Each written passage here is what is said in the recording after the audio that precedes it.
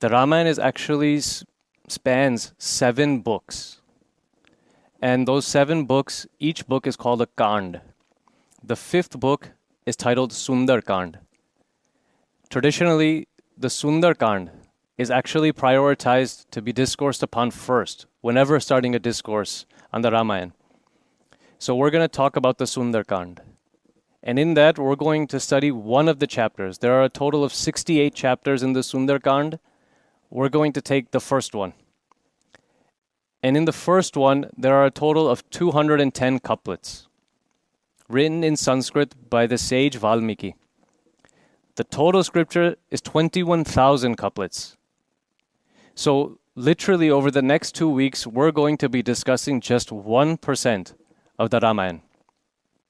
Why is the Sundar Kãnd and this story taken first whenever we discuss the Ramayana? Because this story, this chapter, this book is about finding Sitaji. Everyone looks for Sitaji. Even today, everyone is still looking for Sitaji. A person who doesn't believe in devotion or doesn't have faith is still looking for Sitaji, but just in the form of Lakshmi, in the form of wealth. A devotee of God is looking for Sitaji in the form of bhakti, devotion. Even Ramchandra Bhagwan in the forest, in a very similar situation to us, completely separated from everyone, in complete isolation, spends his days and nights looking for Sitaji. Because for him, Sitaji represents love. Sitaji represents hope. Everyone is always looking for Sitaji. And that's why at the beginning of the Sundar Kãnd, Hanumanji, he makes an oath. He says, Yavat Sitam na pashyami, Rama patnim yashasvinim, Tavat etam purim lankam, vichinomi punah punaha. He says, I will search the entire Lanka over and over again until I find Sitaji. But let's get to the story now. At the very beginning of the first chapter of the Sundar Kãnd, the entire monkey army is at the bottommost point of India. And they're having a discussion internally of how we can cross the ocean and reach Lanka. The Guruji of the group, Jambavan, he says, I would love to go, but I've grown too old now. He asks one of the senior monkeys named Angad. Angad says, I have faith that I can jump and reach there, but I don't think I'll be able to make it back. And as this discussion is happening, in the corner is one small monkey named Hanumanji who stays silent. Jambavan goes to him and says, why don't you say something about your strength, if you can do it or not? And Hanumanji says, what's there for me to say? I can't do it. I know that. Jambavan says, why do you know that? What makes you so sure that you can't do it? And Hanumanji points to his leg. He says, I am padena khanjaha, meaning I'm handicapped. Not only am I physically handicapped, I'm the youngest out of everyone here. I'm smaller than everyone else. I'm the least experienced. Even if I could jump across the entire ocean, who knows how many obstacles there are for me on the path? And when I get there, what's waiting for me? How do I find Sitaji? What do I do? How will I make it back? I have so many questions and so many fears. Forget about me. This isn't for me. Jambavan hears all of Hanumanji's complaints, all of his fears, his doubts. And then he tells him that you're telling me all of these things just based on your physical outer experience and strength. But I want you to go inside. Look within and find a different source of strength. A strength that you haven't tapped into ever. I want you to use the power of your soul. Hanumanji had made a mistake that we all make every day of our lives. In fact, we're so used to making this mistake that we don't even realize that it's a mistake anymore. And that's an even bigger mistake, but that's a topic for a whole different discussion. Let me give you an example. Once there was a farmer in India, and he lived in his village. He decided that I want to make my farming easier. So he went to the city, walked there, and decided to buy some animals. He was poor, but he purchased 6 donkeys. Don't be surprised, even in India today, in states like Uttar Pradesh or Bihar, quite often they farm with donkeys. He purchased 6 donkeys and was walking back. And it was a clear road, straight road back to his village. So he got onto one of the donkeys and decided to just turn on the cruise control and get there. And something happens like this when we come home. Say we're driving on a straight highway, we turn on cruise control. Sometimes we lose focus of what's around us. And when we get home and we turn into our driveway, we wake up, oh, how did I get here? In the same way, this person, the farmer, he started to lose focus of what was going on. As soon as he got back to his village on the outskirts, when he saw the lake, he woke up. And as he reached home, he looked around to his side and he counted 5 donkeys. He started getting worried. His wife was outside and his wife saw the look of concern on her husband's face. He said, "Dear, what's wrong?" He said, "Honey, I went to the city. I bought 6 donkeys to help in farming, but on the way back, I must have lost my focus, stopped paying attention for a few minutes. One of them must have strayed, and right now I only have 5. And the wife smirked at him. He said, "Why are you smirking?" It was that smirk that some of you are probably familiar with. You know, your wife tells you to buy certain things from the grocery store, and you come home with sour cream instead of shower cream. And she gives you this smirk. What are we going to do, eat burritos in the bathroom? This isn't something you were supposed to do. And the wife just smirked at him. Said, "Honey, what are you laughing at? What's so funny?" And the wife looked at him and said, "You count 5 donkeys, but I count 7. Just coming from the village to the city and then back from the city to the village, this person had lost all sense of where he was. Now, we've been traveling on this path of life for decades. And even before this life, infinite births. So it's become natural for us to forget who we really are. Take a second and join with me in a mental experiment. We're going to go back to this example over and over again through this discourse. When we wake up in the morning, we get ready in the bathroom, and then we put on our clothes. And we wear what other people want us to wear because there's a dress code. Right now, if you're lucky and you have work from home, even if you have a conference call, you have to wear certain things. Now, if you're really smart, then you can just do business up top, party at the bottom, where you put your shirt and tie on top, and then you can have your sweatpants underneath. But you have to take time getting dressed. Then people put on cologne, creams, whatever else they want to put on. And then quite often they take a selfie of themselves. Post it on Instagram, add the necessary filters. Once you pass through the entire process, we look at our phones over and over again to see what people's response are. What if somebody doesn't like that pic? What if somebody doesn't like what we're wearing? What if somebody doesn't like our hairstyle? I'm not saying that they're criticizing us. No, there's no insult involved, just a lack of compliments. Now, a lack of likes has become the equivalent of a dislike. And that's why these apps have had to remove how many people like our photos. We've gotten everything wrong. We've started to believe that this body is our form. And therefore, when someone compliments this body, we feel that we've been complimented. And when someone insults it, we feel that we've been insulted. Hanumanji made the same mistake. He looked in the mirror and he said that because of my limitations of height, weight, strength, skin color, this is all I can or should attempt to do. He saw himself like this, and even before he had actually made that jump, he had decided that I need to quit. So there's a switch that we need to flip in our minds. Right now, we're in darkness. But if we flip that switch, then we can move into the light. With this story, at the very beginning of the traditional Ramayan recitation, Valmiki Ji is telling us that we actually have more resources within us than we've ever tapped, more strength than we've ever tested, more energy than we've ever used. Everything we want is within us. Koti Ravi Chandrani, Kanti Ja ki kare, Eva Tara Ura Vishay Nath Bhase. Our Gujarati poets have said that there is more light and radiance in our heart, in our soul, than the light of millions of suns and moons. Because this is so important, because Hanumanji's story teaches us this first, we have to prioritize this. Again, 7 books in the Ramayan. Of that, this book is traditionally prioritized first. In that, chapter 1 is prioritized first. In that, this lesson is prioritized first. Life is all about our priorities. I mean, if you've got a headache, constipation, a broken leg, and have a heart attack all at the same time, what do you treat first? If you go to treat the headache, you'll die of the heart attack. The heart attack comes first. Obviously, the broken leg hurts. So does the constipation. But that's not the priority right now. So go back. We stand in front of the mirror and we make all of our decisions based on what we see because we think that the world has actually prioritized my appearance to mean everything about me. The truth is, it hasn't. Let me give you an example. In the Indian film industry called Bollywood, Bollywood produces over 1,000 movies every year. That's more than 2 per day. So if you're constantly producing this many movies, it's natural that you need to promote them. And they do it just like every other country with billboards and social media.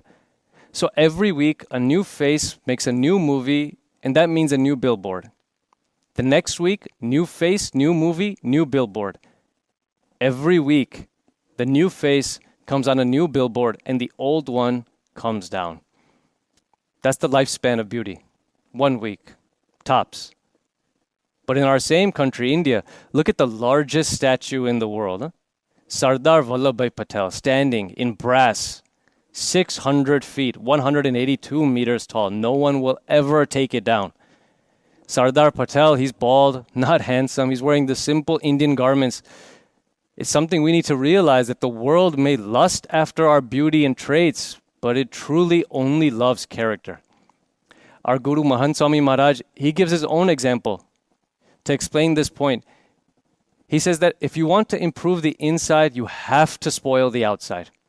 And if you want to worry about only the outside, then forget about the inside.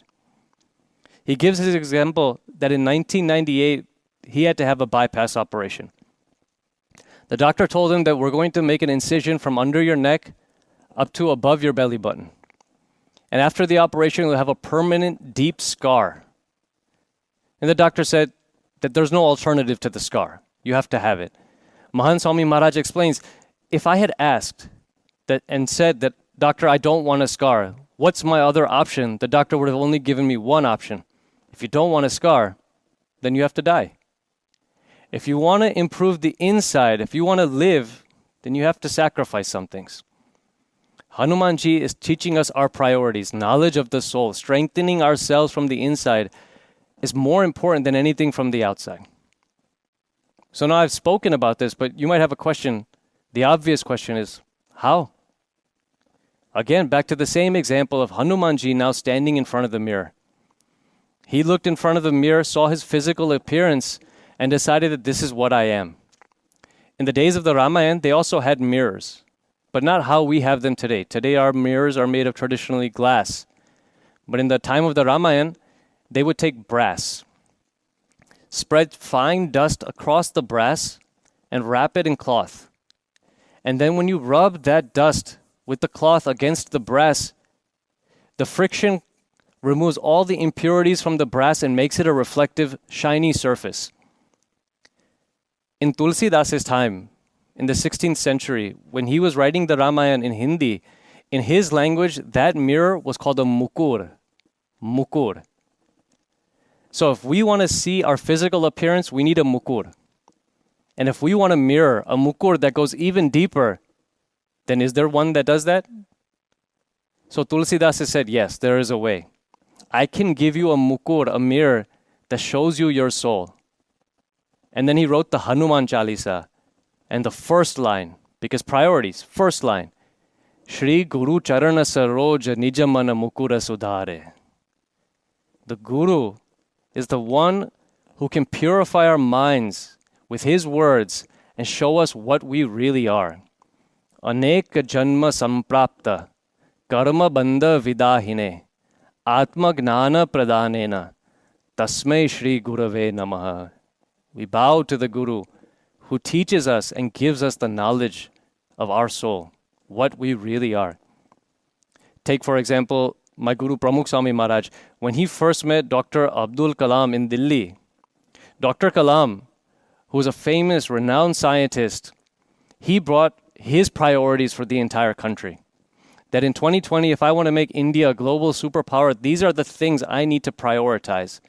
And Swamiji said, you need to readjust some of your priorities and add spirituality. The Guru helps us organize our priorities. Now I want to take a tangent here. Leave Pramukh Swami Maharaj and Abdul Kalam's story here on the side and go back to the story of Hanumanji. Hanumanji, he heard the words from his Guru, Jambavan, that told him that you need to take this leap of faith based on your inner strength, and he was ready. He went to the very edge of India. He dug his feet into the ground. There was so much force that Valmiki ji, he describes it, that the trees near him actually became uprooted. And then Hanumanji looked across the ocean and saw Lanka, and saying, Jai Shri Ram, he jumped. There was so much force with it that some of the trees actually flew into the water at the banks of the ocean. Hanumanji is flying in the air, and all of a sudden, out of the ocean, a huge mountain comes out. Hanumanji didn't know, is this a friend or an enemy? And before he even had to make that decision, that mountain actually took a manifest form on top of itself and called out to Hanumanji. It said, my name is Mainak, and I'm actually a friend. Don't fear me. Your father helped me decades ago, and I want to repay the favor to him.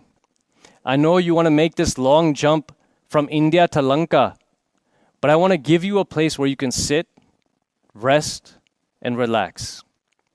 You can find Sitaji tomorrow. This is all he said. Valmiki ji is showing us that the first obstacle for anyone who wants to attain anything great is laziness and neglect. I can do it tomorrow. I've told you so much about the importance of finding spirituality, but everything will just be postponed. For example, we see this beautiful London mandir, beautiful mandirs around the world, and we think, I can go later because the mandir is built to last for 1,000 years. Yeah, but are we built to last for that long? Both Bhagwan Swaminarayan and Bhagwan Vyasji have called these two faults, laziness and neglect, the actual forms of Maya, delusion. Back to Dr. Kalam. Dr. Kalam realized that this knowledge has so many benefits, I don't want to wait even 1 second in practicing it, in attaining it. Look, he was here to work for the entire country, but you have to think globally, act locally. Charity begins at home. He rechanneled his energies. The same scientist who has spent all of his time, all of his efforts working on how to go further and further out into space, reprioritized and went deeper and deeper inside. Maybe that's one of the silver linings of the corona pandemic. That right now, since we can't go outside, go in. Dr. Kalam worked on this one thought for 10 years. And after 10 years, he removed the I-ness and my-ness that he felt in his life, all sense of arrogance and ego, and helped realize his own soul. He himself has written in his book, Transcendence, that Pramukh Swami Maharaj Ji put me into a God-centric orbit. He was flying like Hanumanji. If we know just how much we can benefit from this, we'll want it more. What are the benefits of knowing ourselves to not be the body and to understand ourselves as the soul? Just imagine the benefits we can experience if we don't believe ourselves to be the body. This is still one step away from understanding ourselves to be the soul. I'm saying not +1, but even going from just -1 to 0 has benefits. Within our bodies is the heart. Our heart is 1 centimeter within our body cavity, and that's where the soul stays. Once we realize that we're all the same, every individual soul is different. But every individual soul is exactly the same. No soul is a man, no soul is a woman. No soul is old, no one is young, no one is Indian or Chinese or Pakistani or Muslim or Hindu or Jewish or Christian. There is no difference in any soul. Every single soul has the same virtues and the same capacity. If we realize that we are the soul, all pain, all prejudice, all hate, everything goes away. And just one step further, in every soul, there is God. There is only one God. When my Guru Mahant Swami Maharaj was flying in 2017 from Delhi to London, he was on a British Airways flight and he met the pilots. And at that time, the pilot said, "You're a Hindu, I'm a Christian. So we believe in different gods." Mahant Swami Maharaj corrected him. He said, "No, everyone believes in one God. Christians describe that God by the name of Christ. Certain Hindus, they describe that God by the name of Krishna or Ram. We describe that God by the name of Swaminarayan, but there is only one God. And that one God exists within every single soul. Isha Vasyam Idam Sarvam Yat Kincha Jagatyam Jagat. The first line of the very first Upanishad. Imagine what our lives would be like if we saw God in everyone and in everything. We could be so humble, so polite, so happy. If you saw God in your wife, in your husband, in your children, in your parents, in your neighbors, even in your enemies, then who is a friend, who is an enemy? Everywhere you look, 24 hours a day, Jya Jue Tia Ramaji Bijuna Basire.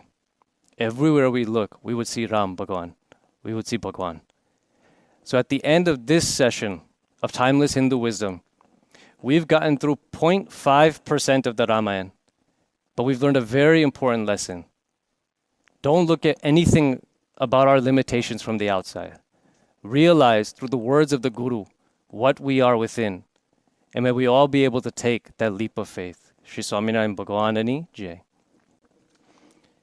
So we have time for one or two questions. The first question says, I wanted something particular to happen in my life, but things didn't go as planned. So how do I get over it? Well, things rarely go as planned.